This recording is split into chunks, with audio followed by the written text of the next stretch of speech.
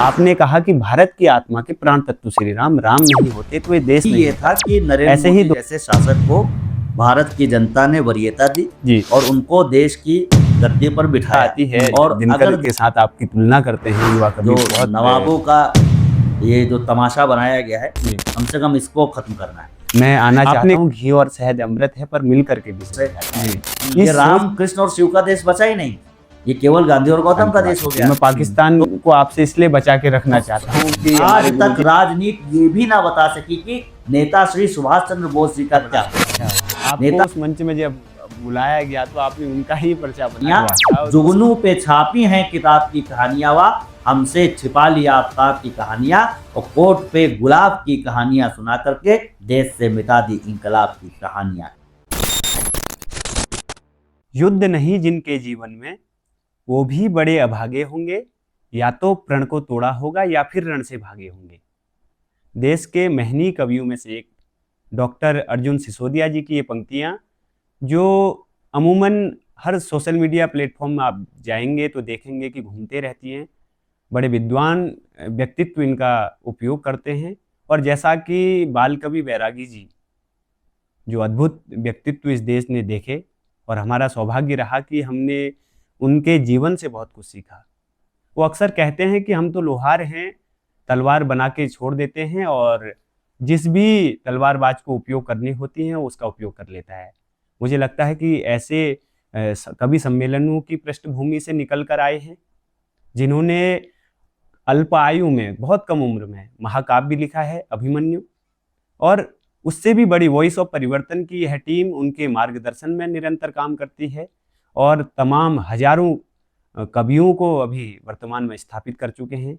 और हम सब के लिए, हमारी टीम के लिए और देवभूमि उत्तराखंड के लिए सौभाग्य की बात है कि वाराही धाम में आकर आप अपना पॉडकास्ट जो हमें देने आए हैं, ये हम सब के लिए आपके आशीर्वाद के रूप में हो गया। ऐसे देश के बड़े कवि जिनको संत महात्मा प्रेम करते हैं, जिनको साहित्य जगत के लोग सम्मान देते हैं, जिनको शिक्षा जगत के लोग प्रेरणा मानते हैं, और आम जनमानस अपनी भावना और अपनी विचारधारा का आधार मानते हैं।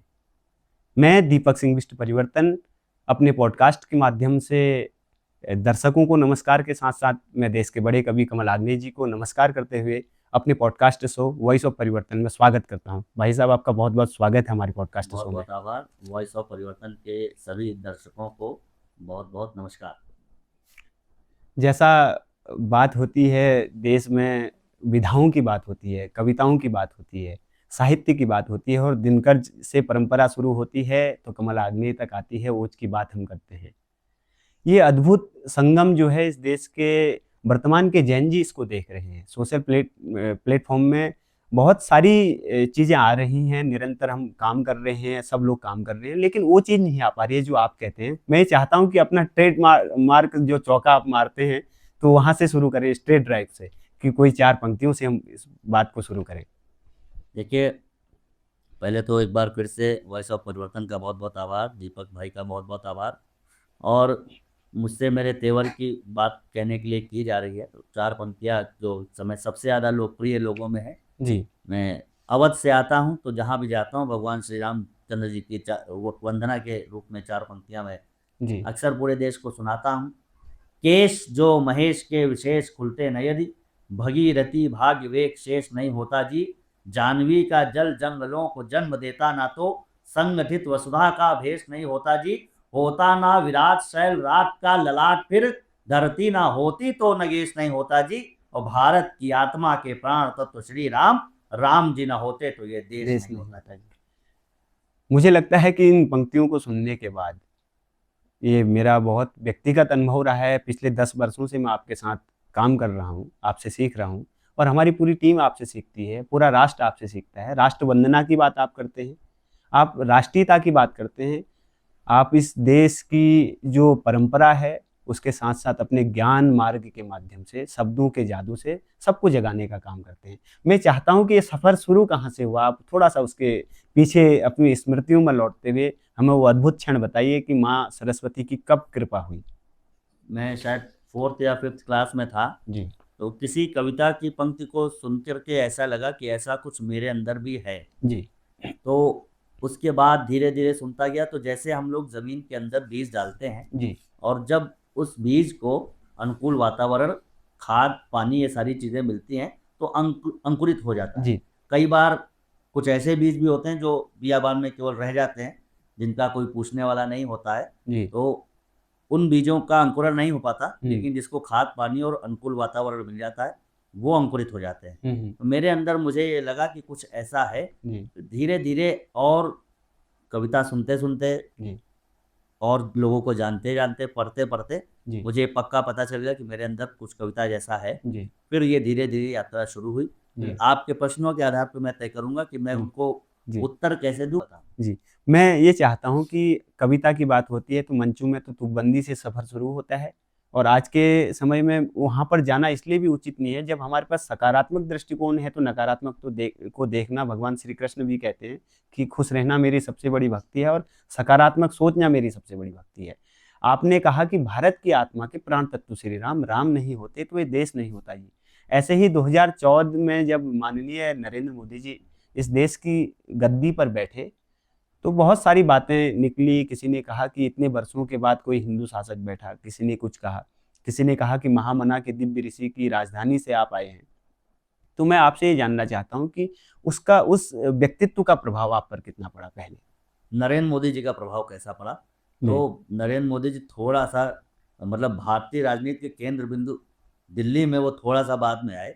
जी उससे पहले भी वो राजनीति में थे, जी लेकिन मेरे ऊपर उनका प्रभाव कम पड़ा। जी मेरे ऊपर इसलिए उनका प्रभाव कम पड़ा क्योंकि मैं उससे पहले भी आ चुका था। जी हमारे हिंदी कविता के कुछ अभी भी सुपरस्टार हैं। जी बहुत सारे लोग उनको देख करके कवि बने, लेकिन मेरे अंदर कविता पहले से थी जी कि किसी तरह प्रधानमंत्री नरेंद्र मोदी जी का वैसा प्रभाव तो नहीं कह सकते, जी जी लेकिन मुझे पिछले जो 1000 सालों की यात्रा थी और 1000 सालों में भारतीय आज़ादी के बाद जो कथित रूप से लोकतंत्र आया, उस लोकतंत्र में जो सर्वाधिक रूप से बहुसंख्यक होते हुए भी सताया गया, उस हिंदू समाज के विरोध में जो पूर्ववर्ती सरकारों ने अति तुष्टीकरण जो किया, जी उस अति तुष्टीकरण का परिणाम ही ये था कि नरेंद्र मोदी जैसे शासक को भारत की जनता ने वरीयता दी जी और उनको देश की गद्दी पर बिठाया। जी और अगर देखा जाए तो एक तरीके से अगर अटल बिहारी वाजपेयी जी की जो 13 दलों की बहुत ही जी बैसाखियों पर चलने वाली सरकारें थी, जी उनका कार्यकाल अगर घटा दिया जाए तो सही मायने में आज़ादी के इन 70-75 सालों के बाद में भारतीय मूल बहुसंख्यकों की सरकार पहली बार 2014 में आई। जी तो उस समय तक जैसा कहा जाता है कि हमारे जब पीछे आप जाएंगे जी तो जब भूषण थे तो उनके समय छत्रसाल जैसे शासक थे। जी जब भूषण कविता करते थे तब उनके पास शिवाजी जैसे नायक थे। जी तो जैसा जैसा नायक बदलता है, जैसा जी जैसा युग बदलता है, तो युग का नायक भी बदलता है, तो युग का कवि भी बदलता है। जी उस समय मेरे अलावा बहुत सारे लोगों ने नरेंद्र मोदी जी के समर्थन में बहुत सारी कविताएं लिखी, जी क्योंकि उनको लगता था कि भारतीय मूल बहुसंख्यकों की अगर कोई आवाज को बल देने वाला व्यक्तित्व है तो वो नरेंद्र मोदी हैं। जी इसलिए भारतीय राजनीति के इस दौर में कवियों के ऊपर बहुत आरोप लगे कि वे दरबारी कवि हो गए हैं, जी वे राष्ट्र का जो प्रधानमंत्री है उसके समर्थन में बोल रहे हैं। लेकिन वो समर्थन में बोलने की बात नहीं थी। वो इतना जरूर था कि मैंने बताया कि जब भूषण शिवाजी के लिए लिखेंगे, छत्रसाल के लिए लिखेंगे, तो जो धर्म की और देश की रक्षा की बात करेगा, वीर रस का कवि उसका उत्साह बढ़ाने के लिए उसके प्रति, उसके समर्थन में कविताएं लिखेगा। जी समय बीतता गया, जैसे जैसे भारतीय राजनीति की ये जो हिंदुत्व की राजनीति थी उसमें स्थिरता आने लगी।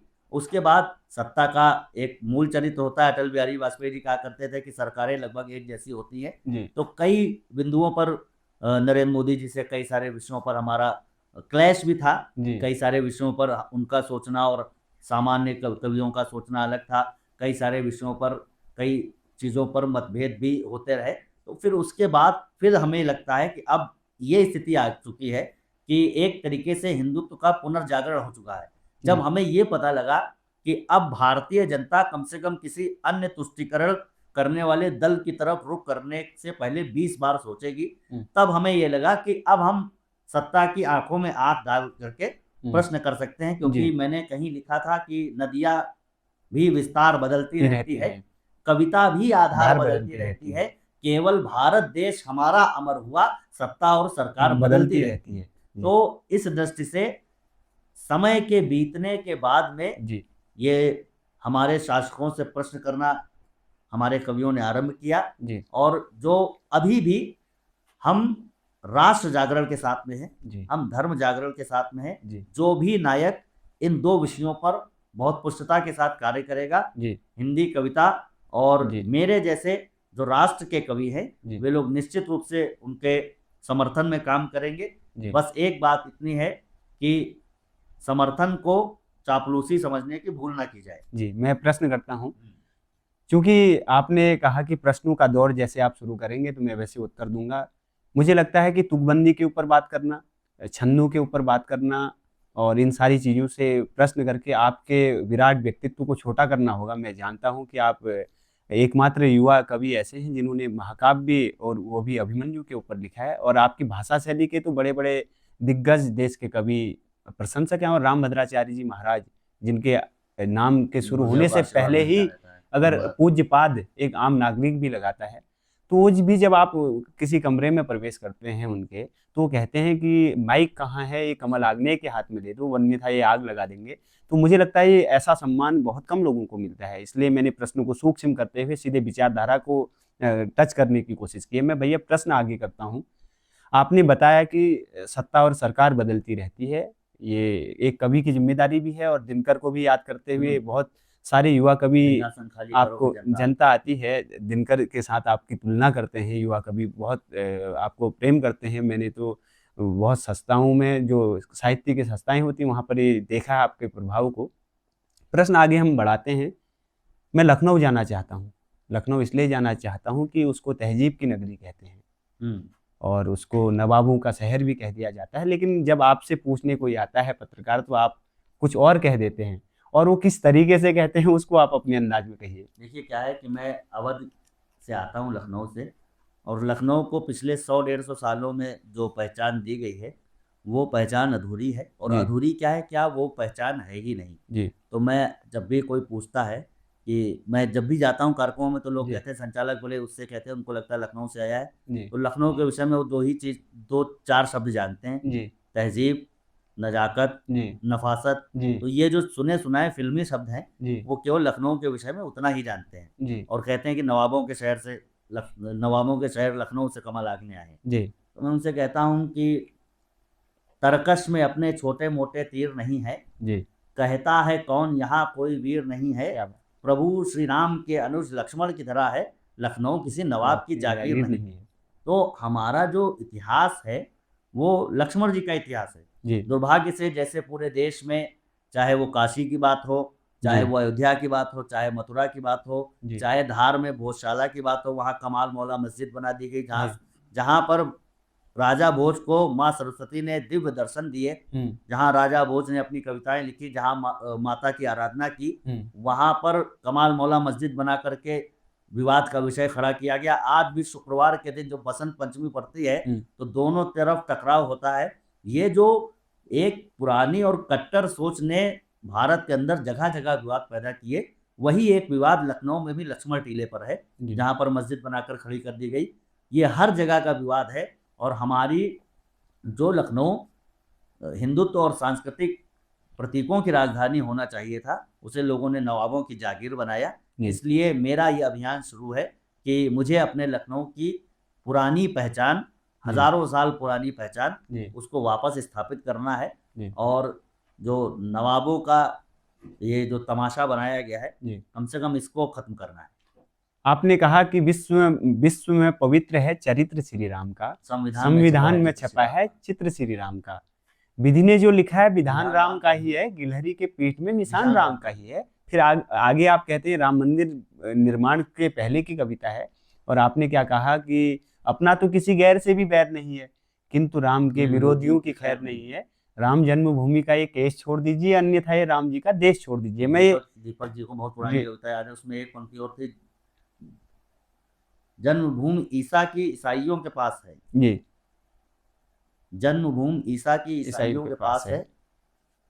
और आज हमारा दुर्भाग्य ये है कि क्रिश्चियन जहाँ पर रहते हैं वहाँ पर उनके पास वेटिकन सिटी है, जी जहाँ इस्लाम के लोग रहते हैं उनके पास मक्का और मदीना है, जी जहाँ हमारे सिख भाई रहते हैं उन लोगों के पास भी अपनी गुरुद्वारा धरोहरें हैं। जी लेकिन हिंदू समाज जो पूरे विश्व का सबसे पुरातन समाज होते हुए, सबसे जी शौर्यशाली जी समाज होते हुए भी अपने आराध्यों की जन्मभूमि की और उनके प्रमुख स्थलों की रक्षा नहीं कर सका, जी तो ये कहीं ना कहीं हमारा दुर्भाग्य है। जी इसलिए उस समय की कविताएं कुछ दूसरी थी, जी मंदिर बन गया तो वो जी कविताएं जी दूसरी हो गई, मैं उस कविता लेकिन के ऊपर लक्ष्य अभी भी हमारा अधूरा है। जी मतलब एक अयोध्या पाकर के हमारे 40,000 मंदिर तोड़ दिए गए, जी हजारों हजार मंदिरों की जिनकी कोई गिनती नहीं है, हम्म और 40,000 काफिरों को मारता हो जो, जी गाजी की उपाधि खुद खुद क्रूर धारता हो जो।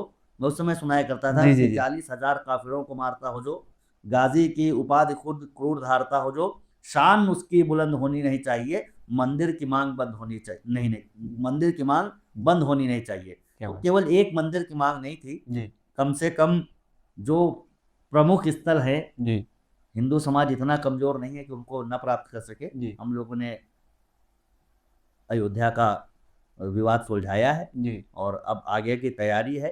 तो आगे की तैयारी में प्रश्न नहीं, 2-4 मंदिरों की ही सिर्फ इमारत का, जी इनके पीछे छिपा हुआ है स्वाभिमान इस भारत का। जी आखिर कब तक मुंह देखेंगे हम अपनी बर्बादी का, अब अरमान न पूरा होने देंगे किसी जिहादी का, अब अरमान न पूरा होने देंगे किसी जिहादी का, अब अरमान न पूरा होने देंगे किसी जिहादी का, स्वाभिमान के शत्रु के मस्तक पर बाण जरूरी था, काशी और अयोध्या का फिर से निर्माण जरूरी जरूरी था, था। वंचित हिंदू रहा सदा से मंदिर और शिवालयों से, क्या बात है लेकिन महाराणा अब उत्तर देंगे तीखे भालों से, कोई प्रतिष्ठा सदियों की इस बार हमारी आएगी, बाद अयोध्या काशी के मथुरा की बारी आएगी। आएगी तो मैं इस चिंतन में लगा हुआ हूँ कि ये बारी जल्दी आए। जी और सोमवार के दिन भगवान भोलेनाथ जब प्रकट हुए काशी में, लोगों ने शिवलिंग देखा तो कुछ मूर्खों ने, जाहिलों ने कहा कि ये शिवलिंग नहीं, ये तो फव्वारा है। जी तो हमने कहा कि हाँ ये फव्वारा है, क्योंकि हम जाहिलों से बहस नहीं करते, मूर्खों से बहस नहीं करते। जी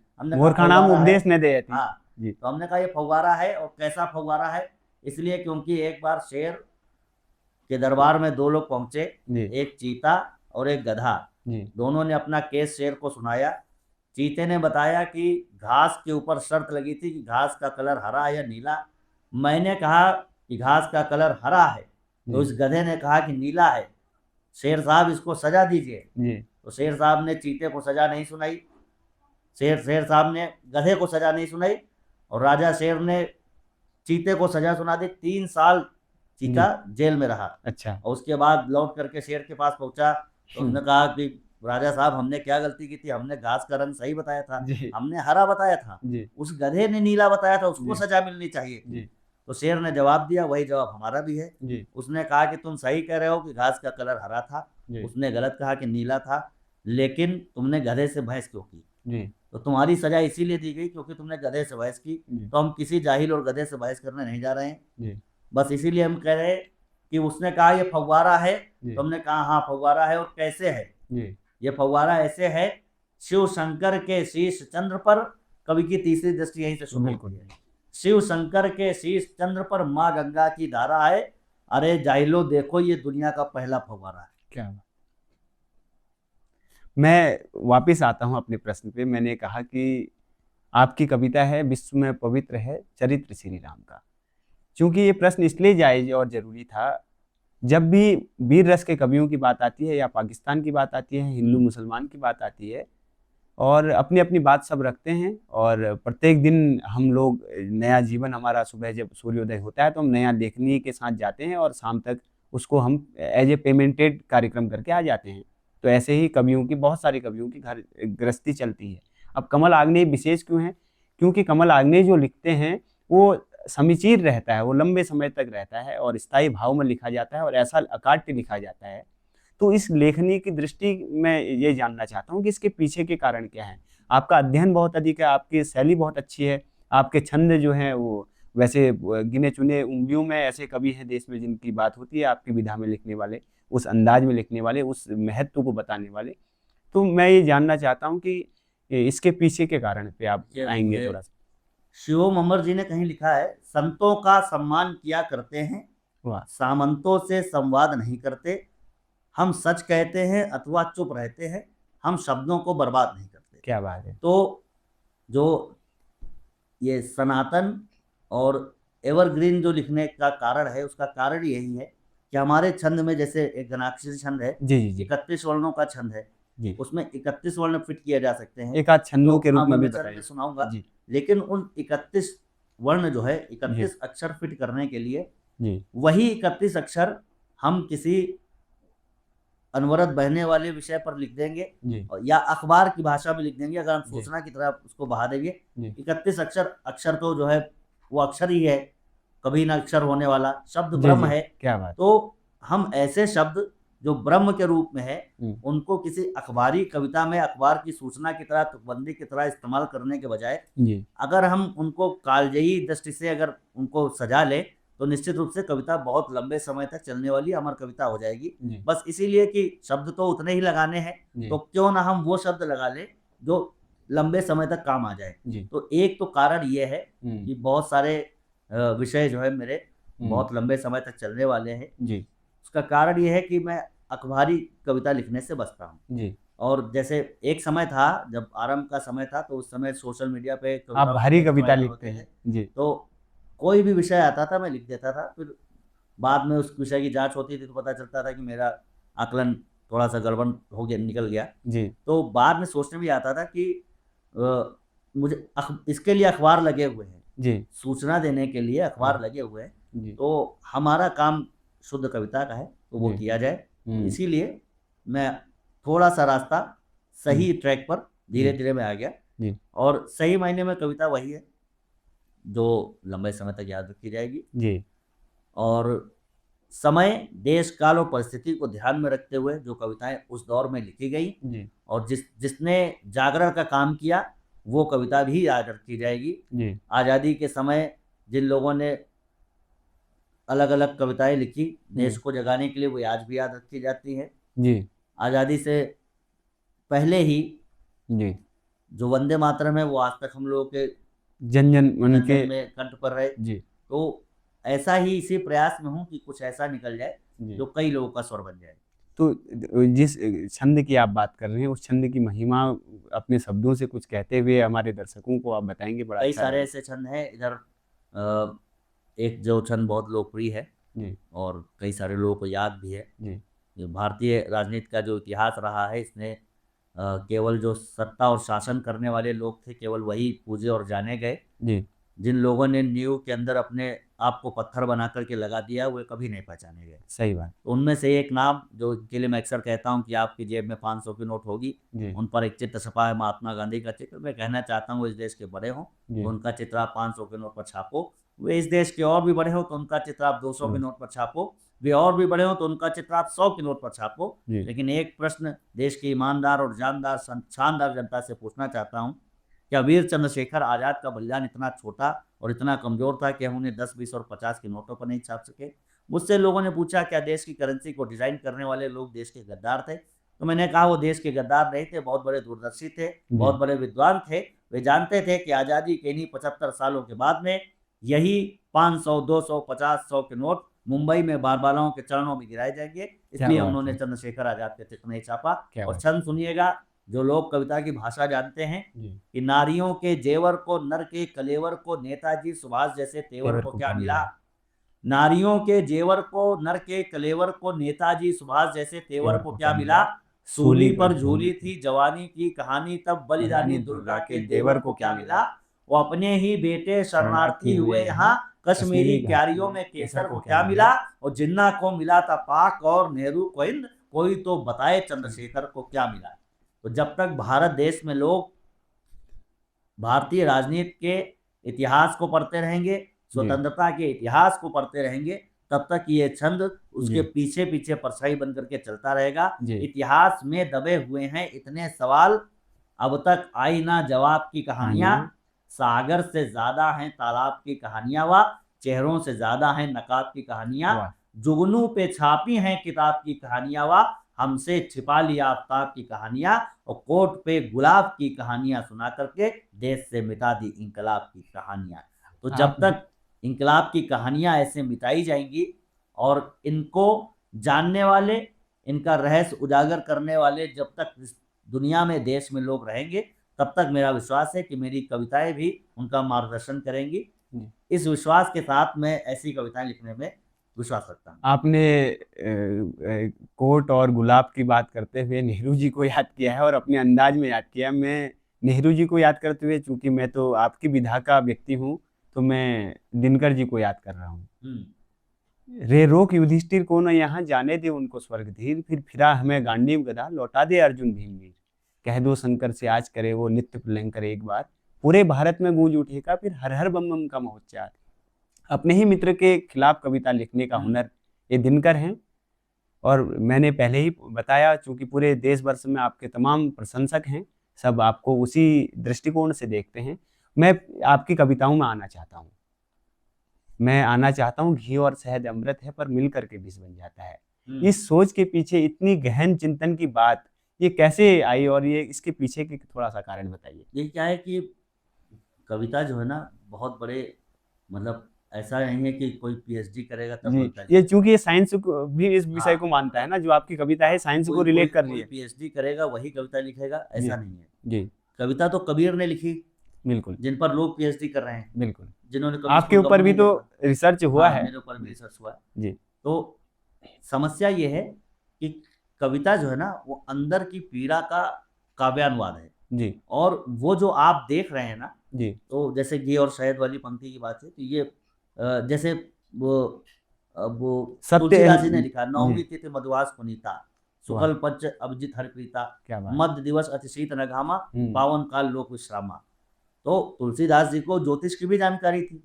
उन्होंने जो सूरज की और धरती की दूरी थी वो युग भी बता दी। सहस्र। तो जी। कवि के लिए कोई एक विषय मतलब तय ही नहीं किया गया कि कवि क्या पढ़ेगा। ये माँ भगवती मुझसे- इसी मुझसे- को कृपा कहेंगे। मैं आज देवी धुरा में बैठ करके पॉडकास्ट कर रहा हूँ। जी, यहाँ पर बच्चा मुझे पंकज जोशी मिला है, वाह, तो मैं पंकज को बता रहा था कि बेटा तुम्हें जो किताब मिल जाए जी, वो किताब पढ़ लेना, क्या बात। क्योंकि कवि के लिए कोई विषय निर्धारित नहीं है। और कवि पहली बार शब्द कवि का जो है, कवि शब्द का प्रयोग वेदों में हुआ है। तो जो इतना प्राचीन विषय है और जो इतना प्राचीन कर्म है कविता का, माँ निशा प्रतिष्ठाम तुम गमा शाश्वती समा यत क्रौंच मिथुना देकम अवधि काम मोहितम, विश्व की पहली कविता है। वाल्मीकि जी की तमसा नदी के किनारे करुणा से उत्पन्न हुई है। अब उनको किसी चीज का अलग से उन्होंने कोई पीएचडी नहीं की है कविता लिखने की, लेकिन करुणा उनके हृदय में आई तो करुणा प्रस्फुटित हुई। तो मेन जो कविता का मूल है वो है पीड़ा, और पीड़ा से कविता उपजती है। बस जो बाहरी वातावरण है इसके प्रति जो हमारा ज्ञान होता है वो हमें प्रतीक देता है, वो हमारी कविताओं में बिंब भरता है। क्या बात है। हम जितना ज्यादा जानेंगे उतने अच्छे बिंब अपनी कविताओं में लेकर के आएंगे। तो जैसे तुलसीदास जी ने ज्योतिष के बिंब अपनी कविताओं में डाले, कई सारे लोगों ने अलग अलग बिंब डाले, तो वैसे ही एक पंक्ति मेरी पंक्ति में भी आ गई, सत्य अहिंसा कभी कभी अपनों पर ही ठन जाता है, घी और शहद अमृत है पर मिलकर के विष बन जाता है। तो सत्य और अहिंसा ये दो सद्गुण है, ये घी और शहद जैसे सद्गुण है, लेकिन जब ज्यादा आपस में टकराएंगे तो इनसे मिलकर के विष बनना तय है। क्या बात है। और ये महात्मा गांधी जी के लिए आपने कहा, और आपने फिर कहा कि अगर गॉडसे की गोली उतरी न होती सीने पर, हर हिंदू नमाज पढ़ता फिर मक्का और मदीने पर। मैं चूंकि आपने इतने बेहतरीन, आपका पहला जो छंद है, आपने कहा कि सत्य अहिंसा कभी कभी अपनों पर ही ठन जाती है, घी और शहद अमृत है पर मिलकर के विष बन जाता है, जो शाश्वत बात है। तो यही बात आपने कहा, अगर गॉडसे की गोली उतरी न होती सीने पर, हर हिंदू नमाज पढ़ता मक्का और मदीने पर। संतुलन का ही विषय है, और संतुलन मैं बताऊंगा। आपने शाश्वत लिखा है इसलिए संतुलन है। और भगवान के लिए कहा जाता है रामो दुर्नाभिभाषते, राम दो तरीके की बातें नहीं करते हैं जी। तो मैं कोशिश करता हूं कि इतना सा रामत्व अगर जीवन में आ जाएगा तो जीवन धन्य हो जाएगा जी। तो मैं भी दो तरीके की बातें नहीं करता। जो जिसका चरित्र जितना गड़बड़ है और जितना उजला है उसको बस सामने सामने जनता के रख देना है। ये जनता के विवेक पर रहेगा कि वो अपने विवेक से निर्णय करेगी कि हमें इसको आदर्श मानना है या नहीं मानना है जी। गांधी जी के लिए जहाँ तक मैंने पढ़ा जाना और इतिहास से जाना, कुछ बहुत पढ़ा, तो मुझे ये समझ में आया कि गांधी जी अगर इस देश के आंतरिक विकास के लिए लगाए गए होते तो उनका हम सदुपयोग कर पाते। किसी व्यक्ति की प्रतिभा का सदुपयोग करना ही उससे सबसे अच्छा काम लेने का तरीका है। जी जैसे हम रोहित शर्मा से बॉलिंग नहीं करा सकते, जी, हालांकि उन्होंने हैट्रिक ले ली थी वो। हैट्रिक जी वो कभी कभी लग जाता है, जी तो जी जी, अपवाद कभी सार्वभौमिक सिद्धांत नहीं होते। गांधी भी अपवाद है इसलिए राष्ट्रपिता है। नहीं, वही बात जो भी कह सकते हैं, लेकिन मैं कह रहा हूं कि गांधी जी के द्वारा हम भारत के आंतरिक विकास को और सुदृढ़ कर सकते थे। लघु उद्योग कैसे चलेंगे, जी ये गांधी जी तय कर सकते थे।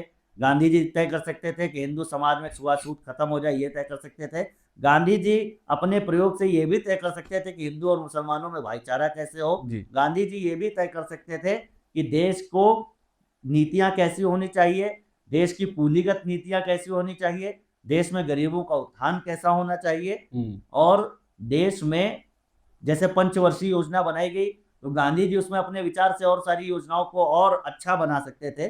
लेकिन मेरी दृष्टि में गांधी जी देश की बाहरी सुरक्षा के लिए और देश की आंतरिक सुरक्षा के लिए बिल्कुल भी ठीक नहीं थे, क्योंकि गांधी जी ने कई बार अपने प्रयोगों को करने के लिए भारत को प्रयोगशाला बनाया, और भारत को प्रयोगशाला बनाने का परिणाम हमने देखा 14 अगस्त 1947 के दिन, जब पूरे बंगाल में इतने दंगे हुए कि लाशें गिनने वाले लोग नहीं बच पाए। लाशों को गिद्धों ने खाया, कुत्तों ने खाया, कौवों ने खाया, और हमारा जो हिंदू समाज था वो चूर चूर हो गया। जिन लोगों ने गांधी को अपना नेता माना था, उन लोगों की पीठ पर सबसे बड़ा खंजर भोंका गया। वो गांधी जी देश की आंतरिक नीतियों के लिए अच्छे हो सकते थे, लेकिन आंतरिक सुरक्षा के लिए वे उपयुक्त नहीं थे। बस यही मेरा मानना था। इसी विषय को लेकर के मैंने गांधी जी गोडसे की कविता लिखी, जिस पंक्ति का आपने कहा कि अगर गोडसे की गोली उतरी न होती सीने पर, हर हिंदू पढ़ता नमाज फिर मक्का और मदीने में। कई बार कुछ वाक्य बहुत पीड़ा से निकलते हैं जी, कई बार बहुत पीड़ा से निकले हुए वाक्य बहुत बड़ी बात भी कह जाते हैं जी। मुझसे लोगों ने कहा कि क्या इस कविता के माध्यम से आप गांधी की हत्या को जस्टिफाई करना चाहते हैं? जी मैंने उनसे कहा कि मैं कुछ नहीं कहना चाहता, मैं एक पंक्ति और उसमें जोड़ करके मैं समय सुनाता था जी कि जब जब कोई भीष्म कभी कौरव का साथ निभाएगा, तब तब कोई अर्जुन उन पर रण में तीर चलाएगा। तो जब जब भीष्म जैसा कोई महाव्यक्तित्व भी अधर्म के साथ खड़ा रहेगा, तो कोई तो कृष्ण होगा जो किसी अर्जुन को आगे कर करके कहेगा कि इसको पार्थ, इसका संधान करना है, इस पर संधान करना है, और धर्म की विजय के लिए तुम्हें जीत दिलानी है, धर्म को जीत दिलानी है। तो निश्चित रूप से मैं इस दृष्टि से देखता हूं, किसी की हत्या को जस्टिफाई करना मेरा काम नहीं है, लेकिन जो भारतीय इतिहास से मैंने सीखा है, और जो लोग अपने इतिहास से नहीं सीखते हैं, उनका भविष्य कभी सुधर नहीं पाता है। तो इसलिए हमारे साहित्य में इसका उदाहरण है, और हमारा भारतीय साहित्य इतना समृद्ध है कि हर घटना के लिए हमारे पास एक पूर्ववर्ती उदाहरण उपस्थित है।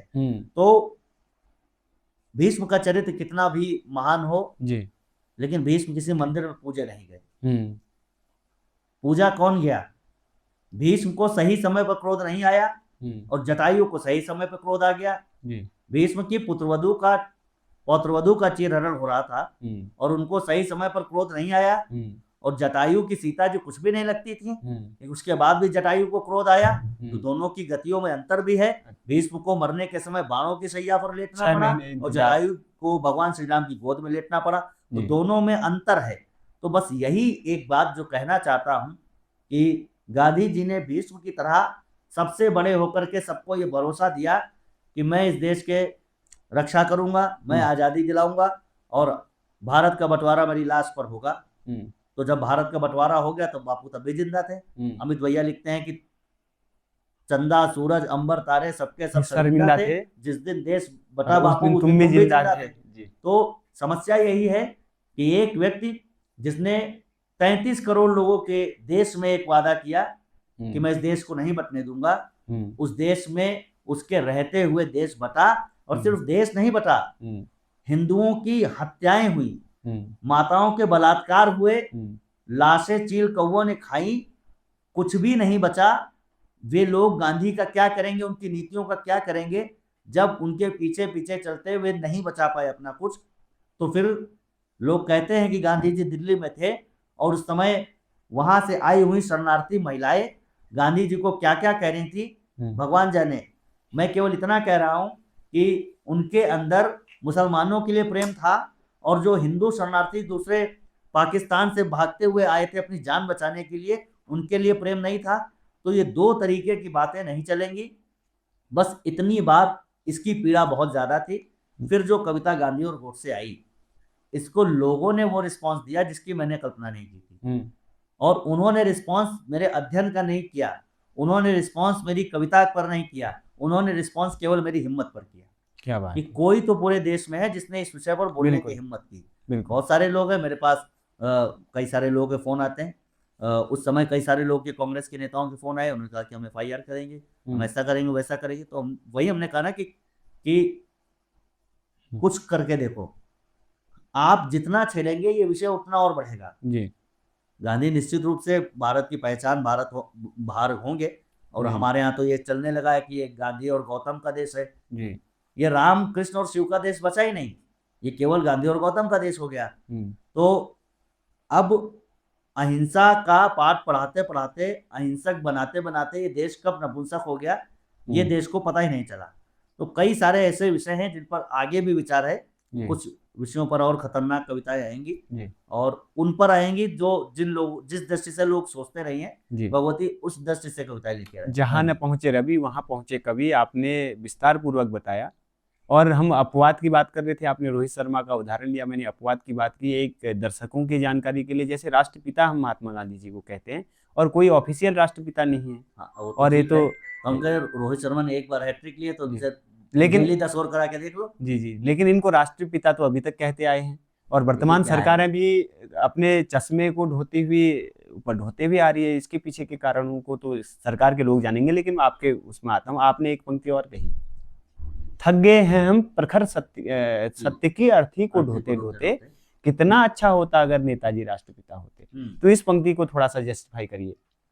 देखिए क्या है कि तुम मुझे खून दो मैं तुम्हें आजादी दूंगा, ये कहा था, इसलिए मैं आपसे विस्तार से। तो एक व्यक्तित्व भारतीय राजनीति में नेताजी सुभाष चंद्र बोस जी के रूप में ऐसा था जिसके टैलेंट का, जिनकी प्रतिभा का कोई हिटलर भी नहीं था। हिटलर भी मतलब सकते, जब वो अंग्रेजी बोलना शुरू करते थे तो कई बार अंग्रेजों को भी डिक्शनरी उठा के देखना पड़ता था जी। इसके अतिरिक्त एक ही मात्र जो कुछ चुनिंदा लोग देश में बचे थे जिनको ये पता था कि केवल हाथ जोड़ने से नहीं मिलेगी आजादी, हाथ काटने से आजादी मिलेगी। क्या बात। तो उनमें एक नेता श्री सुभाष चंद्र बोस जी थे। हमें नहीं जानना था रूस, फ्रांस व ब्रिटेन, जर्मनी, जापान और अमेरिका क्या हुआ। क्या बात। स्वतंत्रता के दीपक में घी का क्या हुआ था, और दीपक से मिली हुई रोशनी का क्या हुआ, दीपक से मिली हुई रोशनी का क्या हुआ। क्रांतिकारियों की देह से वही जो एक बार पूछता हूं, बताओ उस रक्त की नदी का क्या हुआ। और आज तक राजनीति ये भी ना बता सकी कि नेता श्री सुभाष चंद्र बोस जी का क्या हुआ। क्या बात। नेता श्री सुभाष चंद्र बोस इतने बड़े युद्ध अपराधी हो गए कि हमारे देश के बड़े लोगों ने कागजों पर साइन कर दिए कि 1975 तक अगर मिलेंगे तो ब्रिटेन को सौंप दिए जाएंगे। नेता श्री सुभाष चंद्र बोस जी ने कहा तुम मुझे खून दो मैं तुम्हें आजादी दूंगा, उनके वाक्य में गारंटी थी। लेकिन एक ही मात्र एक ऐसा नेता हुआ जिसने ये साधारण रास्ते छोड़े, हाथ जोड़ने वाले रास्ते छोड़े, धरना प्रदर्शन वाले रास्ते छोड़े, और नमस्ते करने वाले रास्ते छोड़ करके उन्होंने वो रास्ता चुना कि जिसके अंदर उन्होंने आजाद हिंद फौज का निर्माण किया।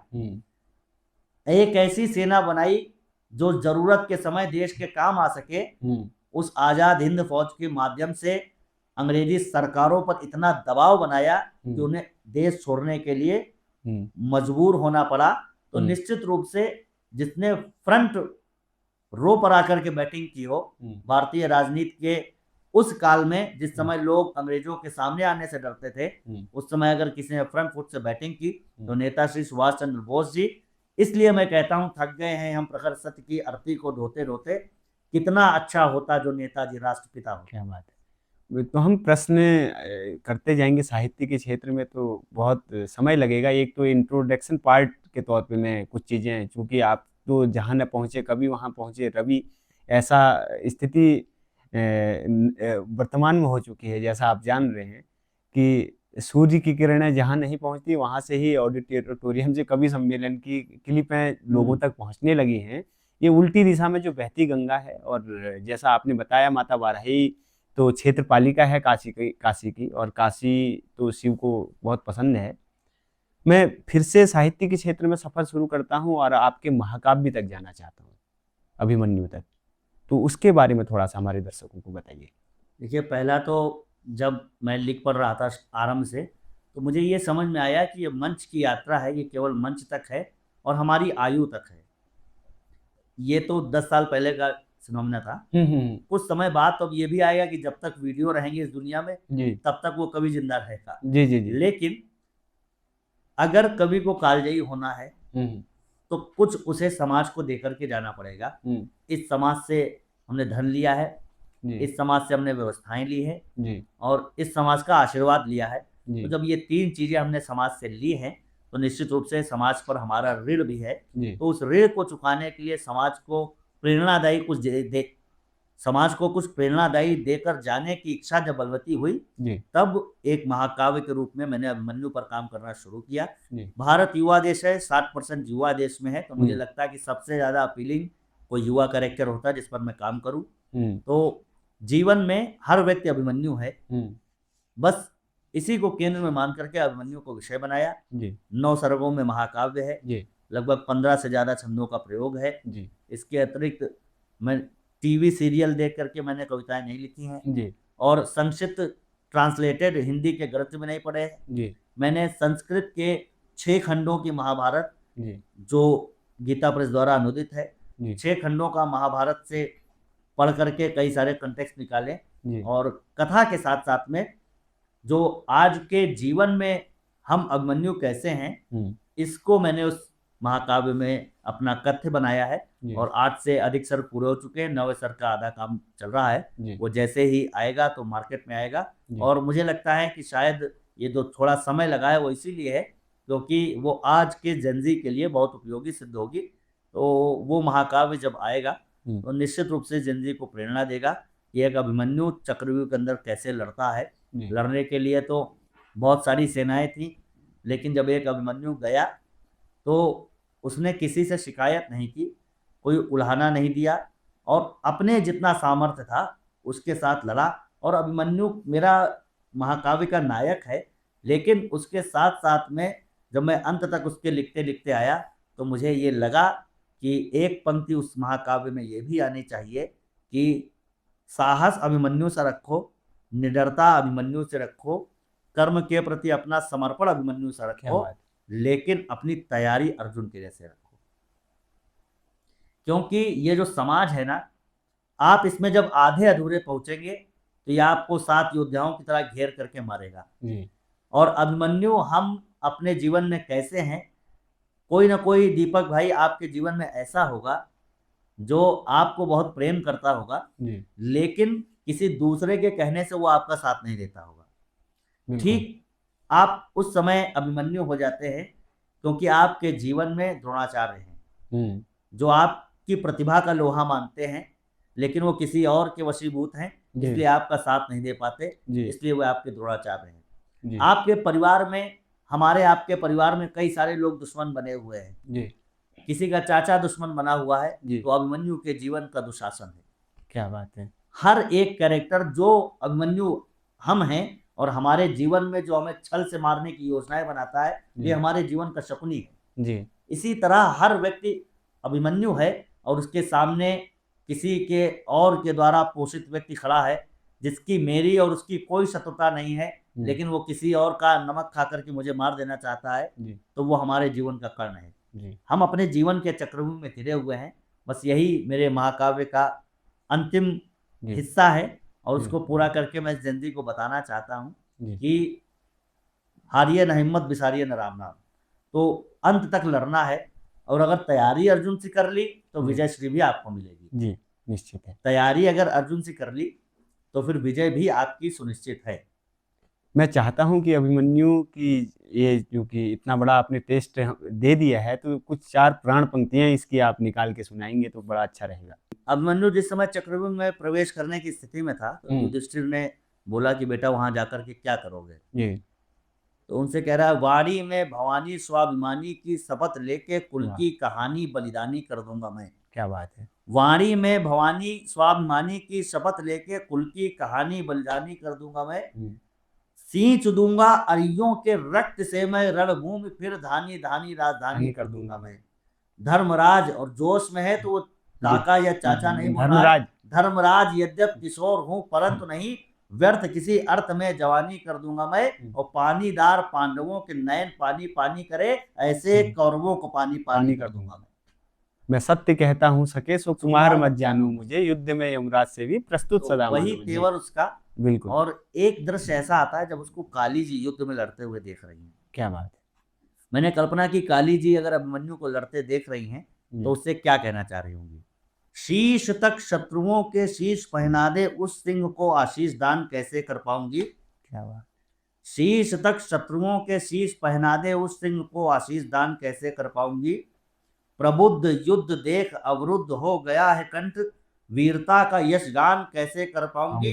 थोड़ी देर तलवार रोक दे है आर्यपुत्र, चंडी कह रही है अभिमन्यु से, थोड़ी देर तलवार रोक दे है आर्यपुत्र, चंडी हूं ये अभिमान कैसे कर पाऊंगी। और जितना बहा दिया है लाल अभिमन्यु बोलो, उतना रुधिर पान कैसे कर पाऊंगी। अद्भुत लिखा है। तो इस तरीके का जी कंटेंट आया है उसमें जी। और जैसे महाकाव्य की परिभाषा में होता है कि वीर रस, भक्ति रस या शांत रस इसका प्रमुख रस हो और बाकी सारे अंगीकार रस हो, तो वीर रस का प्रधान और बाकी सारे अंगीकार रसों के साथ में महाकाव्य अपनी यात्रा पूरी कर रहा है। और निश्चित रूप से जब ये समाज में आएगा तो समाज के द्वारा बहुत आशीर्वाद मुझे मिलेगा, ऐसी मेरी आशा है। महाभारत की बात होती है, गीता की बात होती है, रामायण की बात होती है, कुल मिलाकर आपने कहा कि हम लोग जो भारत के लोग हैं ये अपनी परंपरा के लिए इसलिए गौरवान्वित रहते हैं क्योंकि हमारे यहाँ ज्ञान मार्ग का, भक्ति मार्ग का और चिंतन मार्ग का, हर मार्ग का यहाँ पर समावेश मिलता है। इसलिए आपकी साहित्य में आपने अध्ययन इतना अधिक किया है, आपकी स्मरण शक्ति इतनी अधिक है कि आप हर विषय पे बोलने के लिए जाने जाते हैं। एक फिल्म आई थी जो आदि पुरुष, उस पर हमारे देश के एक प्रसिद्ध कवि हुए जो जिनको सब प्रेम करते हैं और जो जैन जी भी जिनको बहुत फॉलो करती है और वो बात भी बहुत अच्छी कहते हैं अमूमन, उनके ऊपर आपने टिप्पणी की थी उनकी फिल्म के, उसके ऊपर आपने क्या विचार किया था और आपको क्या पसंद नहीं आया। मुझे लगता है मनोज मुंतजिर की बात कर रहे हैं। जी जी जी। मनोज मुंतजिर जी की बात कर रहे हैं या मनोज शुक्ला जी की बात कर रहे हैं, क्योंकि वो कभी अपने अपने हिसाब से वो कभी कभी मुंतजिर भी रहते हैं, कभी कभी शुक्ला भी रहते हैं। देखिए मनोज जी बहुत प्रतिभाशाली हैं जी, और मुझसे बहुत बड़े हैं, मुझसे बहुत बड़े योग्य हैं और उनको देश की जनता ने बहुत प्यार दिया है जी।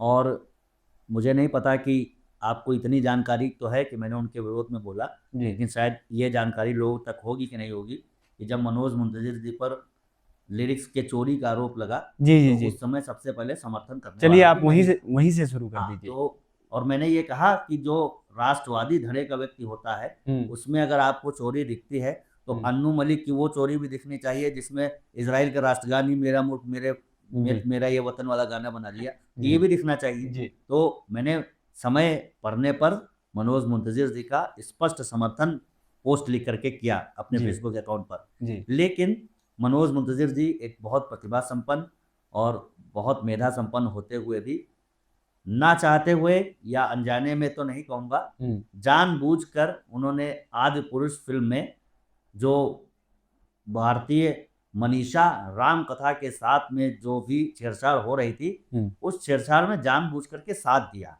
तो मैं इस बात से बहुत आहत था।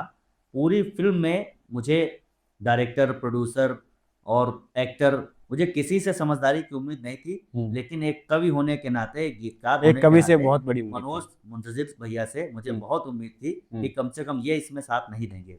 और उन्होंने जो उसके गाने लिखे वो अद्भुत लिखे हैं, मैं आज भी उनको सुनता हूँ।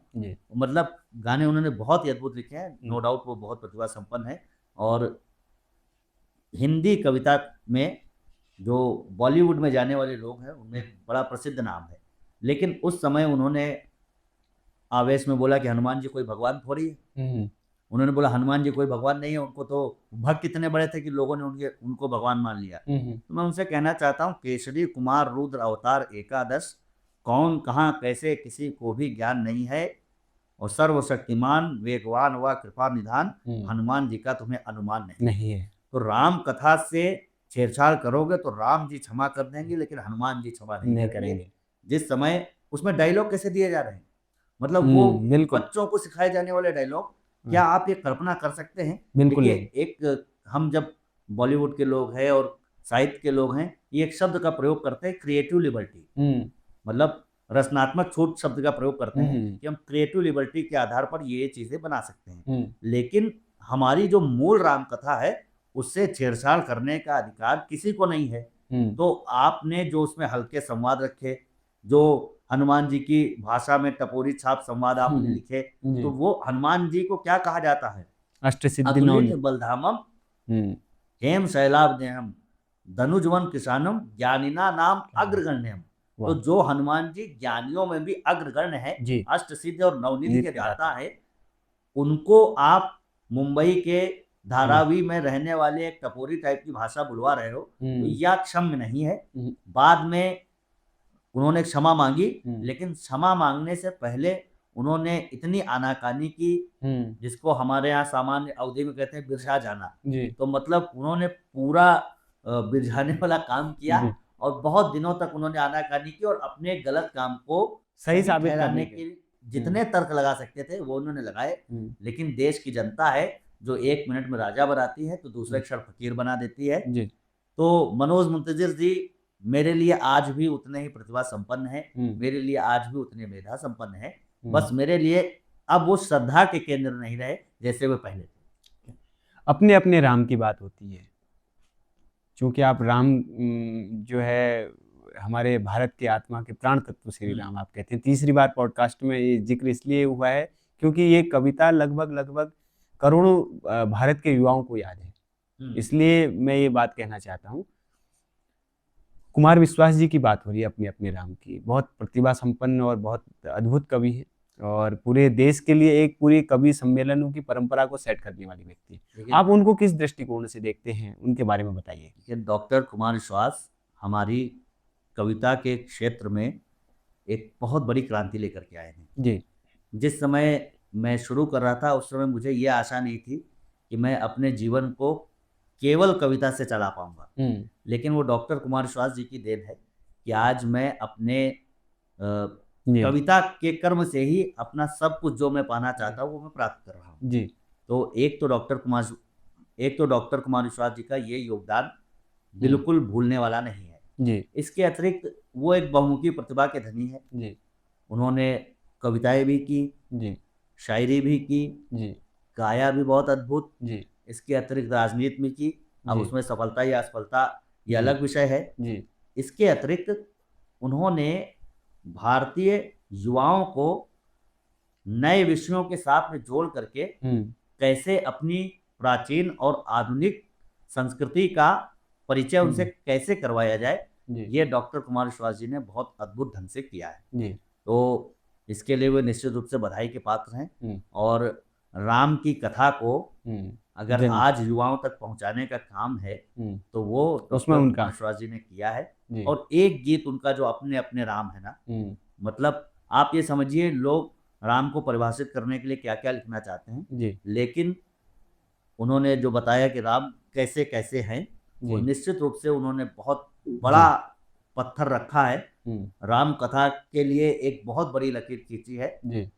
और युवाओं को आज के विषयों से, प्रासंगिक विषयों से कैसे राम से जोड़ा जाए, इसका काम डॉक्टर कुमार विश्वास ने किया है। मैं उनका इस कृत्य के लिए बहुत बहुत आदर करता हूँ, बहुत बहुत साधुवाद करता हूँ। आपने चूंकि आप उस धारा में मुख्य धारा कवि सम्मेलनों की जिसको हम कहते हैं वहाँ पर आप जाते हैं, निरंतर आप मंचों पर रहते हैं, कार्यक्रमों में रहते हैं। और उसमें जोड़ने की बात ये भी है कि राम कथा को सामान्य जनमानस में ये समझा जाता था जो 50 साल के ऊपर हो गया उसे राम कथा सुनने जाना चाहिए, क्योंकि अब वानप्रस्थ आ गया, सन्यास आ गया है, तो अब राम कथा सुनने की आवश्यकता है। लेकिन राम कथा को ये तय करना कि इसमें युवा भी बैठ करके सुनेगा, तो वो कुमार विश्वास जी ने किया है, वो निश्चित रूप से प्रम है। क्योंकि आप भी यहाँ तो हमारे यहाँ एक फील्ड के लोगों में कंपटीशन होता है। अगर दो क्रिकेटर साथ, आपने क्रिकेट की बात की है तो विराट कोहली और रोहित शर्मा, महेंद्र सिंह धोनी में इन सब का नाम लेते हुए एक मीडिया एक कंपटीशन दिखाती है कि ये कंपटीशन, और कहीं ना कहीं होता भी है, जब हम एक ही चीज़ को पाने के लिए सब प्रयासरत होते हैं तो कंपटीशन निश्चित है, और हमारा मनुष्य का स्वभाव है कि अस्तित्व और अपने आप को स्थापित करना। आप स्वयं बहुत अच्छी राम कथा करते हैं। आप के छंदात्मक रूप से, और आपने कहा कि सारी दुनिया का कौवा काऊ काऊ गाता है और रामचरितमानस का कौवा मीठी गीत कथा सुनाता है। ये जन जन तक फैली हुई कविताएं जो हैं, मैं जब समाज में जाता हूं तो लोग मुझे कहते हैं कि आपके मित्र, आपके जो कमल आग्नेय हैं, वो बहुत अच्छा लिखते हैं। तो इसलिए मैंने पूछा कि क्या यहाँ कंपटीशन की भावना है, आप नहीं, यहाँ से भी देखिए, बच के निकल आए। और बच के मैं एक निकलने चीज, का- चूंकि आपके एक मित्र कवि हैं देश के बहुत बड़े, दुर्गेश दुबे जी, उनसे भी जब मैंने ये प्रश्न किया तो उन्होंने कुमार विश्वास जी को ही श्रेय दिया अपनी कवि सम्मेलन की परंपरा को स्थापित करने में, उनका योगदान को उन्होंने सराहा है। तो आपने बताया, बहुत अच्छी बात है, और हम सब निश्चित ही उनसे प्रेरित होते हैं। मैं आगे बढ़ना चाहूँगा, चूँकि समय आपके साथ संवाद काफ़ी विषयों पे हम करना चाहते हैं। वो जो राम कथा का विषय है, जी। राम कथा के लिए है कि मैथिली शरण गुप्त जी लिखते हैं, राम तुम्हारा चरित स्वयं ही काव्य है, जी जी जी। कोई कवि हो जाए सहज संभव है। वाह। तो मेरा जो इसका फॉर्मेट है, जी। वो कथा का, वो राम काव्य कथा का फॉर्मेट है। क्या बात है। मेरी कविता में राम कैसे हैं, जी जी जी। उसका कविता के माध्यम से राम की यात्रा में लोगों तो को आप करवाने राम का के में प्रयास ही करूंगा। एक छंद मैं चाहता हूँ कि आप सुना हाँ, दीजिए। और जहाँ तक वो मैं छंद सुना ही रहा हूँ, जी और जैसे जो आपको कंपटीशन वाली बात कर रहे हैं, जी तो दीपक भाई, मैं केवल इतना कहना चाहता हूँ कि सुनील गावस्कर का एक समय था, जी। फिर मास्टर सचिन का। ब्लास्टर सचिन तेंदुलकर का एक समय था, जी और अभी विराट कोहली का समय है। जी। तो तीनों का जो कालखंड है ना, जी वो आपको तुलना की वो जी इजाजत नहीं देता है। उसका जी जी। कारण ये है कि जिस समय गावस्कर खेलते थे, उस समय ढंग के हेलमेट में नहीं होते थे, और ये जो उस समय के बॉलर थे ना, जी। वो लोग 150 पे। दुश्मनी के साथ बॉलिंग करते थे। जी सचिन के समय तक आते आते भी कंडीशन लगभग यही थी, जी। लेकिन सचिन का एक अपना अलग ऑरा था, हम्म। और इतने बड़े क्रिकेटर होने के साथ साथ में उनकी विनम्रता का भी एक हम्म। अलग जलवा था। जी इसके बाद अब जो विराट कोहली खेल रहे हैं, जी उनके समय में संसाधनों की उपलब्धता बहुत है। जी उनके समय में मैच भी ज़्यादा हो रहे हैं, जी। उनके समय में सारे संसाधन भी उपलब्ध है। उस समय और इस समय में बहुत बड़ा अंतर है, तो तुलना तो समीचीन नहीं होगी, लेकिन मैं ये जरूर करूंगा भाव कि पक्ष से जानने की कोशिश थी राम मेरी। कथा कोई कैसे भी गा सकता है, जिसका जैसा भाव रहेगा वो राम कथा सुना सकता है। बस राम कथा में भाव की प्रबलता है। राम कथा सुंदर करतारी, संशय विहग उड़ावनहारी। तो संशय के विहगों को उड़ा देने वाली राम कथा सबके लिए कल्याणकारी है। तो चाहे जो राम कथा करे, सबके लिए अच्छा रहेगा। आप क्रिकेट और की जो छंद बात की बात कर रहे थे, जी, अब एक छंद एक छंद में आपको, जी राम जी देश के काम कैसे आए, लोग पूछते हैं, जी। तो उनका शरीर का एक एक अंग काम आया। क्या बात है। कैसे? प्रातःकाल उठकर रघुनाथा, मातु पिता गुरु नावहि माथा। जी राम जी ने सिर झुकाने की परंपरा शुरू की, तो हम आज तक निभा रहे हैं। वाह। शीश तो आशीष है, तो माता पिता गुरुओं के, आंखें भक्तों के उतरने के काम आ गई। शीश तो आशीष है, तो माता पिता गुरुओं के, आंखें भक्तों के उतरने के काम आ गई। बेर चखने को मुख, गर्जने को कंठ, वक्ष की शिराएं शौर भरने के काम आ गई। खींच के कोदंड बाण छोड़ती हुई भुजाएं रावण के प्राण हरने में काम आ गई। और चरर अहल्या माँ को तारने में आए काम, पादुकाएं राज करने में काम आ गई। तो भगवान राम जिनके शरीर का एक एक अंग काम आया है, वो इस भारत के लिए कल्याणकारी है, पूरे विश्व के लिए कल्याणकारी है। तो उनकी कथा में जिसका मन लग जाए, उसको दुनिया का कुछ और अच्छा नहीं लगता। इसलिए राम कथा तो हमारी और आपकी सबकी है। जिसका मन हो वो कर ले भक्ति भाव के साथ। वाह। आप क्रिकेट की बात बीच में, जैसे आपने कहा कि लिटिल मास्टर से मास्टर ब्लास्टर से लेके मॉडर्न मास्टर कोहली तक हम आए हैं, ये एक परंपरा है, और निश्चित ही हमारे दर्शक इतने सजग होते हैं और हमारे देश के युवा इतने सजग हैं कि उस चीज़ को स्वीकार कर रहे हैं। इसलिए हर किसी की अपनी एक फैन फॉलोइंग है। मैं क्रिकेट की बात आपने इतनी अच्छी की है, सूर्य कुमार यादव जो हमारे T20 वर्ल्ड कप के लिए अभी स्क्वाड में कप्तान हैं, उनके पिताजी भी आपके प्रशंसक हैं, वो भी आपकी कविताएं सुनते हैं। और तो उनके ये अनुभव बताइए। उसी मंच में मुझे लगता है कि ये शैलेश लोढ़ा जी ने के माध्यम से आप वो मंच में थे। ऊर्जा विभाग के कार्यक्रम में मुंबई गया था जी, और आणविक ऊर्जा विभाग शायद। जी, मैं इसी प्रश्न को थोड़ा सा, चूंकि मैं समय के उसमें मैं बहुत सारी चीज़ों को लपेट कर कहना चाहता हूँ।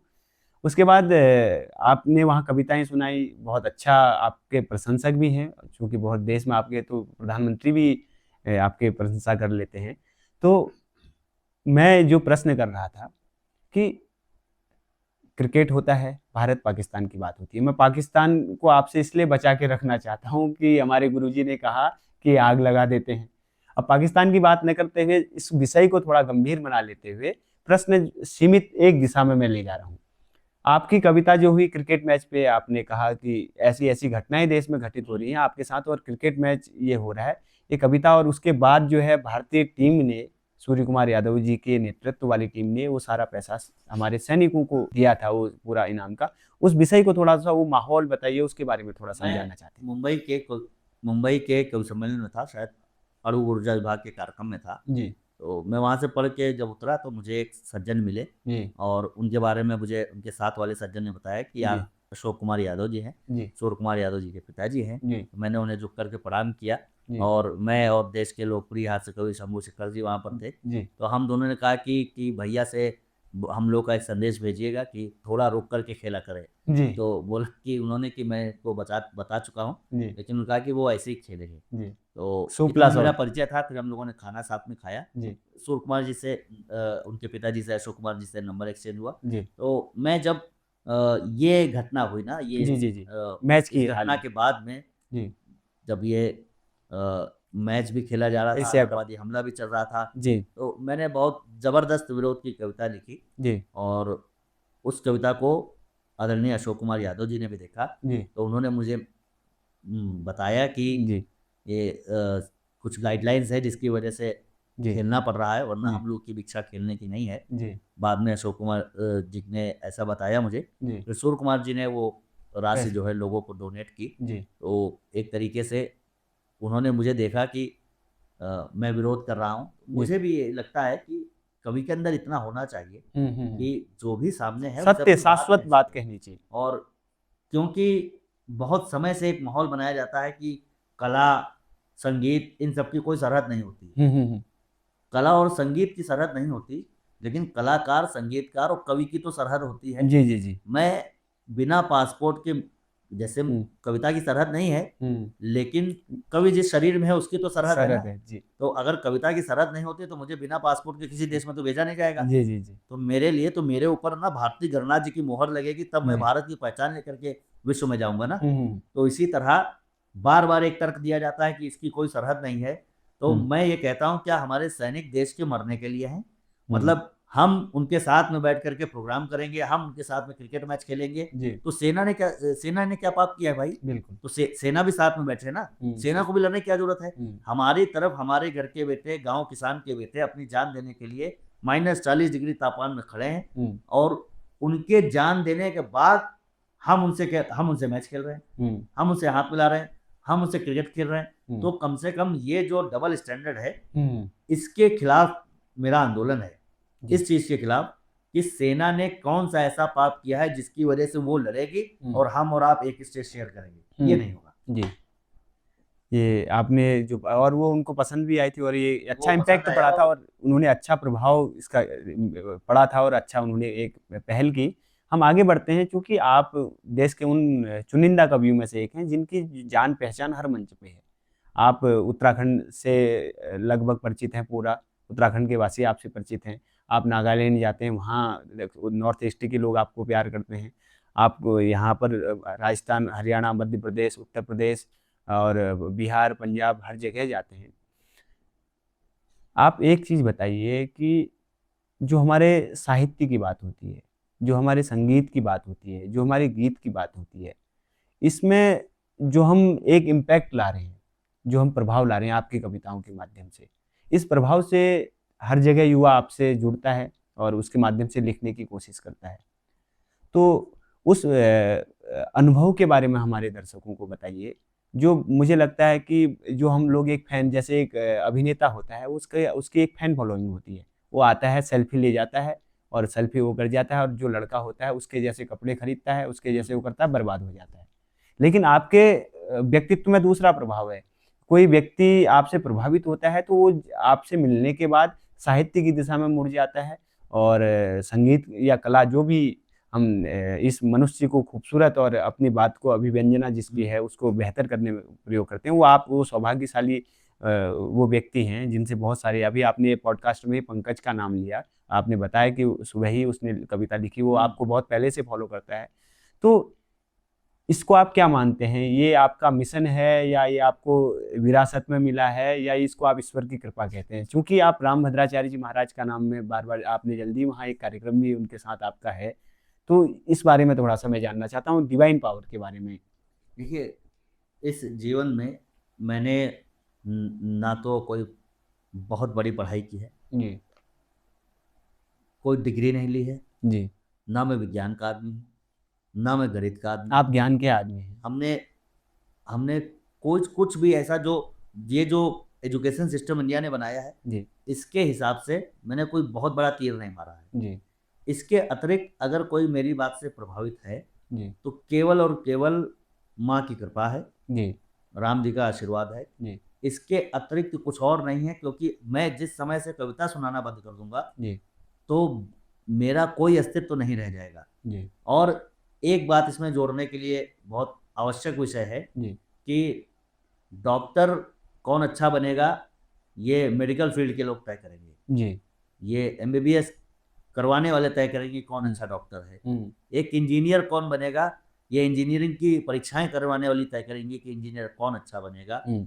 इसी तरह देश में जितने भी कार्य हैं उनको करवाने वाली संस्थाएं तय करेंगी कि वो कार्य कैसा होगा। लेकिन एक मनुष्य कैसे अच्छा बन सके जी। उसको तय करने के लिए साहित्य की तरफ जाना पड़ेगा। क्या बात।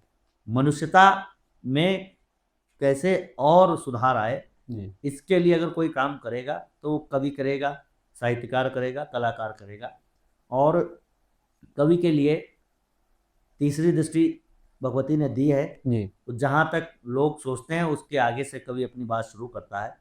तो केवल हमारी जो ललित कलाएं हैं ना, उनमें चाहे वो चित्रकारी हो, चाहे नृत्य हो, चाहे वो गायन हो, तो ये जो ललित कलाएं हैं ना, इनके विश्वविद्यालय हैं, म्यूजिक के विश्वविद्यालय हैं, म्यूजिक के यूनिवर्सिटीज़ हैं, और चित्रकारी के पेंटिंग के लिए भी यूनिवर्सिटीज़ हैं, और भी कलाएं जो है ना, मूर्ति कला है उसके लिए भी यूनिवर्सिटीज़ हैं, सिखाया जाता है। जी। लेकिन इन सब ललित कलाओं में कविता एक ऐसी कला है जो सिखाई नहीं जाती, वो जिसके अंदर है, जिसके अंदर बीज है, बस माँ सरस्वती उसी को देती है। और ये भगवती के आशीर्वाद से प्राप्त होता है, ये किसी यूनिवर्सिटी में नहीं मिलता है जी। तो बस सामान्य कला, इसीलिए आप देखे होंगे जब दिनकर जी लिखते हैं तो क्या लिखते हैं, कवि, कलाकार, विशारद, ज्ञानी। कवि की श्रेणी उन्होंने अलग रखी है, कलाकार में मिक्स नहीं की है। तो उसका कारण यही है कि कवि थोड़ा सा अलग है, माँ सरस्वती की असीम और अलग कृपा उसको प्राप्त है। इस वजह से उसके कहे हुए विषयों से जनता के अंदर ज्यादा सुधार की संभावनाएं रहती हैं। सामान्य वक्ताओं से और एक कवि के होने में जो अंतर है वो बहुत बड़ा विषय है। सामान्य वक्ता को लोग सुनना तब तक पसंद नहीं करते जब तक वो बहुत असाधारण ना हो, लेकिन अगर एक कवि थोड़ा साधारण काम लेकर के भी आया है मंच पर तो उसे लोग अच्छे से सुन लेते हैं। बस इतना अंतर है। और युवाओं के लिए बस यही है कि मैंने अपनी साधना में इतनी माँ से प्रार्थना भी की है कि मैं जो करूँ वो समाज के लिए हितकारी हो। काव्य के जब प्रयोजन पढ़ाए जाते हैं तो जो लोग हिंदी कविता का, साहित्य का इतिहास वगैरह पढ़े हैं, जिन लोगों ने हिंदी कविता के बारे में पढ़ा है, तो उसमें एक प्रयोजन और एक विशेषता काव्य की आती है, लोक मंगल की भावना। तो कविता में लोक मंगल हो, कविता कल्याणकारी हो, और कविता जो है शिव के लिए कहा गया है कल्पांतकारी, तो कविता कल्याणी भी है, कविता कल्पांतकारी भी है। क्या बात। तो इसलिए कविता अन्य विधाओं से बहुत महत्वपूर्ण। तुलसी पीठाधीश्वर हमारे पूज्य संत राम भद्राचार्य जी महाराज के एक शिष्य हैं, जिनको खुद हम बागेश्वर धाम सरकार के नाम से जाने जाते हैं। वो सबके पत्र जो हैं बना देते हैं, पर्चा बनाते हैं। आपको उस मंच में जब बुलाया गया तो आपने उनका ही पर्चा बना दिया था, उसके बारे में थोड़ा सा बताइए। हाँ, वो हमारे बागेश्वर सरकार जी के मंच पर मैं पहली बार गया था। जी जी जी। और क्योंकि शाम को आपकी और मेरी बात हुई थी और सुबह मैंने देखा कि मिलियंस व्यूज में आपकी बात वो पहुंच चुकी थी। वो मन के अंदर बहुत उत्साह भी था जी। और उनका सम्मोहन वो अद्वितीय है, उनका सम्मोहन मैंने कहीं और देखा ही नहीं है जी। चाहे उनके बगल में आप अमिताभ बच्चन को बिठा दीजिए जी। या किसी और को बिठा दीजिए, लेकिन उनके जैसा सम्मोहन किसी और का नहीं है। सारी जनता की दृष्टि उन पर ही रहती है। तो मैं सोचता था कि जब लोग कहते थे कि राम जी जब जाते थे अपने वन की ओर जा रहे थे तो पूरी अयोध्या उनके पीछे पीछे चली जा रही थी, तो कुछ लोगों ने नहीं माना। हम तो आस्थावान हैं, तो हम ये मान लेते हैं कि जब हमारे भगवान श्री रामचंद्र जी चले होंगे तो उनके पीछे पीछे पूरी अयोध्या नगरी चल दी होगी। लेकिन कुछ तर्कशील दूसरी सोच के वामपंथियों ने कहा ऐसा संभव नहीं है, राम के पीछे पीछे की पूरी अयोध्या चल दे। लेकिन जब मैंने बागेश्वर सरकार को देखा तो मुझे लगा कि ये तो राम जी के दास के दास के दास के दास भी नहीं है अभी, जो कई सारे दासों के बाद में आते हैं। रामचंद्र जी के दास के दास, उसके दास के दास कहीं पर हमारे बागेश्वर सरकार होंगे। तो जब बागेश्वर सरकार धीरेन्द्र कृष्ण शास्त्री जी का ये जलवा है कि लोग उनके अलावा किसी को देख नहीं रहा है, तो हमारे भगवान रामचंद्र जी का कैसा रहा होगा। क्या बात। मैं इस उत्साह में बैठा था और देखता ही जा रहा था कि त्रेता का कुछ अंश का चमत्कार मैं कलयुग में देख पा रहा हूँ कि सारे लोग एक तक उन्हीं को देख रहे हैं। तब मैंने सोचा कि इनके अंदर एक खास बोध भी है। ये जितना वीरस की कविताओं को सुनते हैं, एक तो वो कवि सम्मेलन के श्रोता को, हाँ, तो वो नकट्टा भी बोलते हैं। तो एक इस ठटरी के बरे का अर्थ भी बताती चलिए। ठटरी क्या होती है? हड्डियां जी। तो मतलब उसी से जुड़ा है कि तुम्हारी हड्डी भर जाए जी, काम खत्म हो जाए तुम्हारा जी, यही मतलब है बुंदेली में जी जी। तो वही ठटरी के बारे दर बोलते हैं जी। तो वो जो गुरु जी का स्वभाव है बड़ा चंचल स्वभाव है। वे जितनी वीरता की बात करते हैं उतनी हास्य की भी बात करते हैं। और मैं वीर रस का कवि के रूप में गया था, तो मुझे लगा कि मेरे अंदर हास्य भी आना चाहिए। तो फिर मैंने थोड़ा सा सोचा कि गुरु जी जो करते हैं वो आज मैं थोड़ा सा उस मस्तिष्क में खुरापात सुन ली और मैंने ये पर्चा बनाने वाला काम किया। तो ये रात को जब 1 बजे मैंने सुनाना शुरू किया तो गुरु जी एकदम अपने स्वभाव नींद से आनंद से बैठ गए और उनके बगल में पुंडरीक जी थे और कई सारे लोगों ने उसको आनंद से सुना। और अगले दिन वो इतने व्यूज में गया तो, और वो उसके लिए एक बहुत रोचक घटना है दीपक भाई कि जब वो वीडियो गया ना तो उस वीडियो में मेरा नंबर पड़ा था।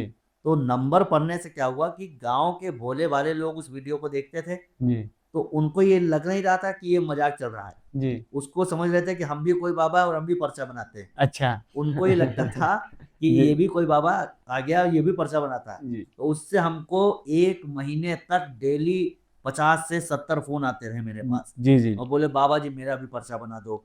मैंने कहा भैया मैं पर्चा नहीं बनाता। तो वो बोलते थे जो असली वाला होता है वो ऐसे ही कहता है जी। हाँ, वो ऐसे ही समझते थे जी। वो एक ने कहा कि बाबा जी आपका आश्रम कहाँ है? मैंने कहा मेरा कोई आप ही बता देना जी, उत्तराखंड में है वाला जी। तो मैं बता दूंगा। हाँ, वो कई सारे कॉल आने लगे कि महाराज जी हमारा भी पर्चा बना दीजिए, हमारा भी पर्चा बना दीजिए। हमें कहा पर्चा नहीं बनाते। तो उनको लगा कि ये असली साधु है जो मना कर रहा है। फिर कुछ दिन बाद फोन आने लगे कि आश्रम आपका कहाँ है, आपसे तो आपने बता देना चाहिए उत्तराखंड में है तो बता पा रहे हैं। यही बताऊंगा। आपको लोगों ने पूछा आश्रम कहाँ है? आपको तो लोग सनातन सरकार के नाम से कहते हैं। वो कह रहे थे कि वो हमको दीक्षा लेनी है महाराज जी। मैंने कहा हम दीक्षा भी नहीं देते जी। फिर एक ने बहुत ही रोचक काम किया, उसने तो ऐसा मतलब आनंद कर दिया जी। वो बोला दीपक भाई कि महाराज जी आपका आश्रम कहाँ है? हमको आपके आश्रम में 12 पंखे लगवाने हैं। अच्छा। तो हमने कहा एक काम करो, वो 12 पंखे वो कह रहा था कि जो हमको आपका आश्रम कहाँ है जी, 12 पंखे लगवाने हैं। अच्छा। उनका भैया आश्रम नहीं है, आश्रम तुम बनवा दो, पंखा हम खुद लगवा। अच्छा, क्या बात है। आपने गजब के लोग आए। तो लगभग 1 महीने तक हमारा मनोरंजन उन लोगों ने किया। तो इससे ये पता चला कि भारतीय गांवों में कितने भोले भाले लोग हैं, जो साधारण व्यंग की बात को भी इसको नहीं समझ पा रहे हैं जी। और गुरु के प्रति इतने आस्थावान हैं। ये क्योंकि गुरु शिष्य परंपरा हमारे देश की रही है, इसलिए तो उनका धीरेन्द्र जी का एक अलग जलवा है। मैं तो मतलब मेरी 10-12 भेंट हो चुकी होंगी। मैं जब भी देखता हूँ तो एक अलग ही सम्मोहन पाता हूँ। और भीड़ में उनके पीछे जी मैंने केवल सुना था कि लोगों के बीच में भीड़ चलती है, मैंने देखा, मतलब पदयात्रा। आप तो पदयात्रा में रहे? यात्रा में स्वयं उनके साथ साथ चला जी। मैंने देखा कि भीड़ किसको कहते हैं जी। और नेताओं के लिए बसों में लाई गई भीड़ पेमेंटेड होती है, पेमेंट के माध्यम से पेमेंटेड भीड़ अलग होती है। और जो अपने ये वो पेमेंटेड भीड़ थी, ये पेमेंटेड भीड़ थी। क्या बात। तो एक प्रेम के वशीभूत होकर के चारों तरफ लाइन लगी हुई है, जी। वो जो धीरेन्द्र कृष्ण शास्त्री जी ने कर दिखाया है 28 वर्ष की आयु में, जी। जब मैं इनको देखता हूँ तब मुझे विश्वास होता है कि कभी 23 साल के भगत सिंह भी रहे होंगे। क्या बात है। जब इनको देखता हूँ तब मुझे विश्वास होता है कि 25 साल के चंद्रशेखर आज़ाद जी भी रहे होंगे, और कैसे इन्हीं जैसे रहे होंगे, तब उनकी लोकप्रियता पूरे देश में रही। जी। तो धीरेन्द्र जी का बहुत अद्भुत प्रभाव है, और इस समय जो भारतीय राजनीति और भारतीय समाज का विघटन है, जी। उसके लिए धीरेन्द्र शास्त्री जी संयोजक का काम लंबे करते समय तक बहुत स्वस्थ दीर्घायु रहना बहुत आवश्यक है। जो मैंने धीरेन्द्र कृष्ण शास्त्री जी के साथ भीड़ देखी है, तो उस समय से मैंने एक बात कहनी शुरू की कि भीड़ तो गांधी जी के भी पीछे थी, लेकिन वो समय को देखते हुए सारी भीड़ धीरे धीरे भाड़ में चली गई। लेकिन जो धीरेन्द्र कृष्ण शास्त्री जी के पीछे भीड़ चली है, ये निश्चित रूप से अपने लक्ष्यों को प्राप्त करेगी, क्योंकि किसी की भीड़ में अहिंसक होते होते सिखाया गया तो आदमी नपुंसक हो गया, लेकिन किसी की भीड़ में शौर्यशाली लोग साथ में चल रहे हैं, तो निश्चित रूप से अपने लक्ष्य को प्राप्त करेंगे, हिंदू राष्ट्र की तरफ आगे बढ़ेंगे। देवभूमि सब आते हैं, हम देवभूमि से आएंगे, देवभूमि से आकर सोया भारतवर्ष जगाएंगे। आप अक्सर वॉइस ऑफ परिवर्तन के लिए ये पंक्ति कहते हैं। आप निरंतर आते हैं, आप यहाँ की कुमाऊं मंडल की बात हो, गढ़वाल की बात हो, यहाँ हिमालय की बात हो, यहाँ के ग्रामीण माँ पूर्णागिरी की बात हो, माँ वाराही की बात हो, कोटगाड़ी माता की बात हो, या हमारे ये गर्जिया माता की बात हो, आप नैनीताल की बात करें, भीमताल, हर जगह आप जाते हैं और वहाँ जाकर बहुत ही मुझे लगता है कि आप इसका सोशल मीडिया में भी बहुत ज़्यादा इसका उल्लेख नहीं करते हैं, लेकिन आप निरंतर आते हैं। आप देवभूमि को किस दृष्टिकोण से मतलब देखते हैं? आप तो पूरे देश के सनातन धर्म की हर शाखा के पे जाते हैं और हर विषय पे बात करते हैं, तो यहाँ के बारे में थोड़ा सा बताइए। देखिए, देवभूमि जो है वो भारतीय उपमहाद्वीप में रहने वाले जो भी हमारे सनातनी हैं, या इसके बाहर भी रहने वाले जो सनातनी हैं, उनके जीवन का अंतिम पड़ाव देवभूमि है। क्या बात। वे निश्चित रूप से आकर के हरिद्वार में मिल जाना चाहते हैं, तो देवभूमि का आरंभ वहाँ से हो जाता है। और हम यहाँ पर बैठे हुए हैं, माँ वाराही के धाम में हैं। जिस दिन से मैंने माँ वाराही के धाम पर अपना पहला कदम रखा था, उस दिन से यहाँ की ऊर्जा मैं अपने अंदर अनुभव करता हूँ और भगवती की कृपा का अनुभव करता हूँ। इसलिए देवभूमि इसलिए हम सबके लिए महत्वपूर्ण है, क्योंकि सारे स्थानों पर देवभूमि के अंदर आपने देखा होगा कि हर 1-1.5 किलोमीटर पर कोई छोटा देव, छोटे छोटे कुछ रखे हुए हैं। तो इसका मतलब है कि यहाँ पर देवों के साथ साथ जो गण हैं, उनकी शक्तियां भी लगातार ऊर्जा इस क्षेत्र को देती रहती हैं, और इसकी कंदराओं में, पहाड़ों में बैठ करके हमारे ऋषियों ने वर्षों वर्ष तपस्या की है। उस तपस्या के कारण यहाँ सकारात्मक ऊर्जा का बहाव पूरे देवभूमि में रहता है। तो जहाँ पर ऋषियों ने, संतों ने तपस्या की है, उसकी एक एक कण, उसकी एक एक धूलि प्रणाम करने योग्य है। मैं माँ वाराही धाम पर बैठ करके और आप सभी दर्शकों से भी निवेदन करूँगा कि बहुत जगह आप जा चुके हैं, पहाड़ों में भी बहुत ऐसी जगह है जहाँ पर जा करके हमारे दिल्ली NCR के लोगों ने बहुत भयानक वातावरण बना दिया है।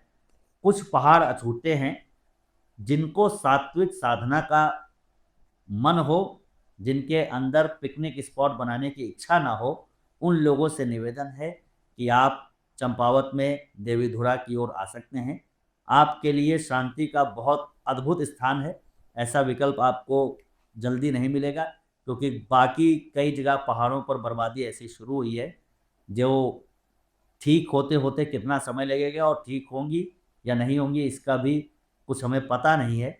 लेकिन जो लोग पिकनिक नहीं मनाना चाहते हैं, जो लोग अपने अंतस में कुछ खोजना चाहते हैं, जो खोजने से नहीं मिलता है, जो खो जाने से मिलता है, अगर वो ढूंढने की इच्छा हो तो आप निश्चित रूप से माँ वाराही धाम की शरण में आइए, आपको अपना अभीष्ट मिल जाएगा।